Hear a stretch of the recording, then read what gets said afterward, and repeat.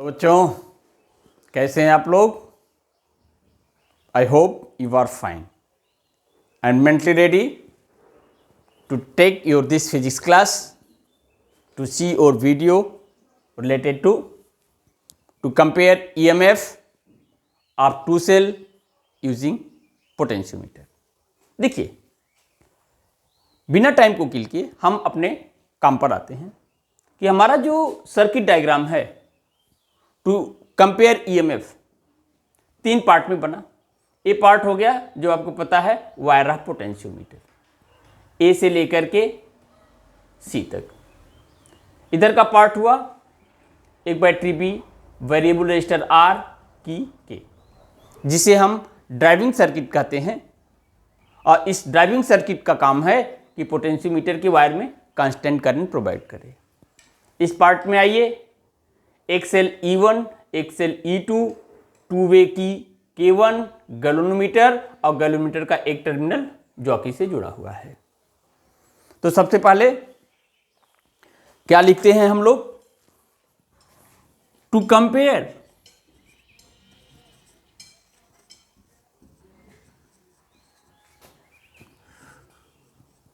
EMF of two cell, we prepare the circuit diagram as shown in figure. इतना काम लिख दिया। फिर आगे क्या करेंगे? देखिए, close the key K and allow to pass constant current through the wire of potentiometer. Second point लिखेंगे आगे, एंड क्लोज द की के allow to flow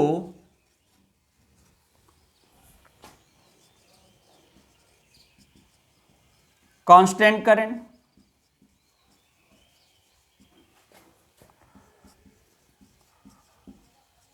through the wire of potentiometer. और देखिए, ये बैटरी का पॉजिटिव टर्मिनल है, तो positive terminal से करंट निकलेगी, ए से होते हुए कहाँ जाएगी? देखिए, घूमते हुए सी पर आएगी। Means current flow from A to C. Direction हमने सर्किट डायग्राम में बना के दिखाया है। देखिए, ऐसे जा रहा है। एक काम हो गया। इसके बाद अब हम दो तीन बात को आपको बताएंगे, तब हम अपने टॉपिक को आगे बढ़ाएंगे। एक बात आप बताएंगे। देखिए, you will not right it but you will keep it in mind कि एक पॉइंट ए हो गया, एक पॉइंट बी हो गया, कंडक्टिंग पाथ से जोड़ दिया। पॉइंट ए और पॉइंट बी हमने कहा कंडक्टिंग पाथ से जोड़ दिया, लेकिन इनके बीच कोई करंट नहीं है। I equal to 0। इसका मतलब कि पॉइंट ए का पोटेंशियल और पॉइंट बी का पोटेंशियल बराबर है, इक्वल है। या इस तरह से कहें कि अगर ए और बी दोनों का पोटेंशियल बराबर है तो यहां पर इस पार्ट से कोई करंट नहीं होगी। दूसरी बात,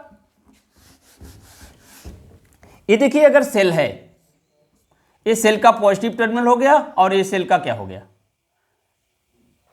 नेगेटिव टर्मिनल। अगर इस सेल से कोई करंट ड्रॉ नहीं होती तो इसके टर्मिनल का जो पोटेंशियल डिफरेंस है इसके ईएमएफ के इक्वल होगा। और अगर इससे करंट विड्रॉ होगी तो इसके टर्मिनल ए और बी का पोटेंशियल डिफरेंस इसके ईएमएफ से कम होगा। थर्ड, पोटेंशियोमीटर का प्रिंसिपल कि अगर ये पोटेंशियोमीटर का वायर है और इसमें कांस्टेंट करंट I फ्लो हो रहा है, एक पॉइंट X और एक पॉइंट Y, इनके बीच का लेंथ क्या है? L है। तो X और Y के बीच का जो पोटेंशियल डिफरेंस होगा that is equal to what? K L, क्योंकि इसका प्रिंसिपल है V प्रोपोर्शनल टू L। इतनी बातों के बाद हम अब अपने टॉपिक को आगे बढ़ाएंगे। देखिए यहां तक काम हो गया, एक की क्लोज हो गया, कांस्टेंट करंट पास हो रही है। अब क्या करेंगे, एक चीज और बता देते हैं। ये जो बैटरी बी है इसे हम स्टैंडर्ड बैटरी कहते हैं। इसका ईएमएफ नोन है और इसका ईएमएफ सेपरेटली E1 से भी ज्यादा होगा और E2 से भी ज्यादा होगा। क्यों ज्यादा होगा हम प्रेजेंट टॉपिक में डील नहीं कर रहे हैं, लेकिन अपने किसी वीडियो में बता देंगे। तो अब जरा देखिए, इसके आगे बढ़ेंगे। देखिए ये टर्मिनल 1 और 3 ओपन है, लेकिन टर्मिनल 2 और 3 क्या है, क्लोज है। देखिए open terminal 1 3 but close terminal 2 3 of two-way की K1 obtained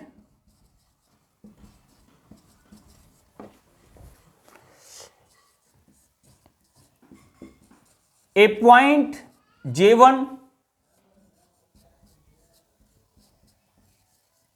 AJ1 equal to L1 on the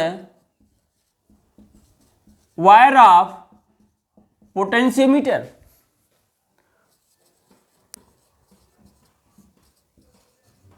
correspond to which no current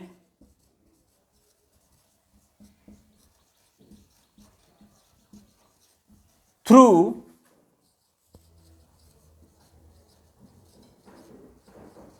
galvanometer. अब यहां देखिए इंपॉर्टेंट थिंग्स कि ये 1 3 ओपन है, 2 3 क्लोज। हमने कहा कि यहां पर हमने एक नल पॉइंट ऑब्टेन किया। नल पॉइंट का मतलब क्या है कि जब जॉकी, देखिए एक गैल्वेनोमीटर का दूसरा टर्मिनल जॉकी से जुड़ा होता है।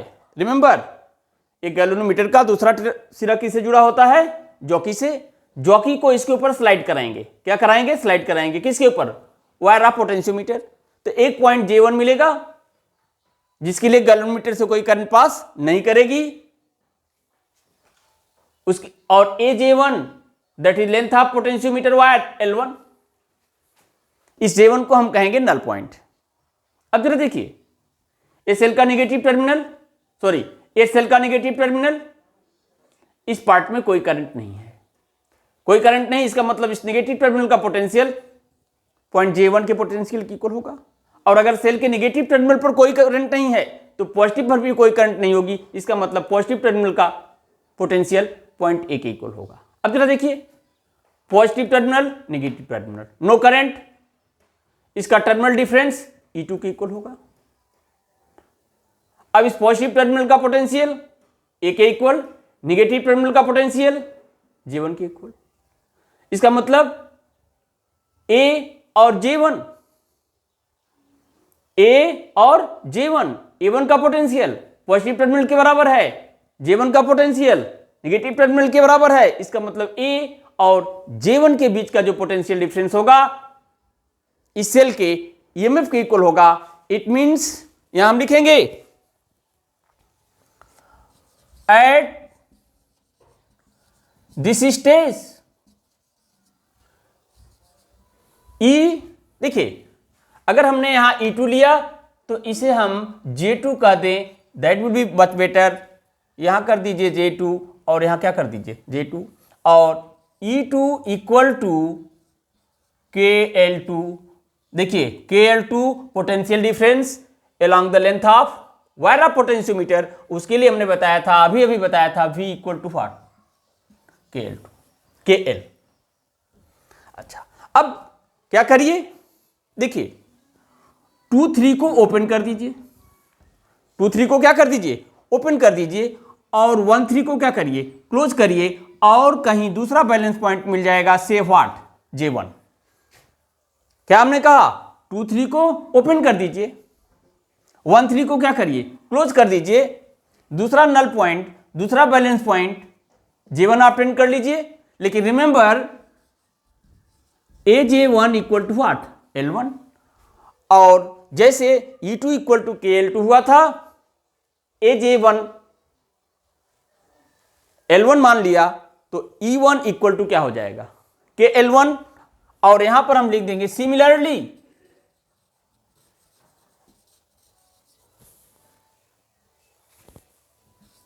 E1 equal to KL1। अब इक्वेशन 1 और इक्वेशन क्या हो गया, 2 हो गया, और देखिए E1 by E2, L1 by L2। यहां पर मीटर स्केल लगा होता है, उस मीटर स्केल को यूज करके आप L1 और L2 का वैल्यू निकाल लेंगे और you will get the comparison of EMF of two cell by using potentiometer. Okay, bye. I hope you like it. This is very important topic for you. Okay.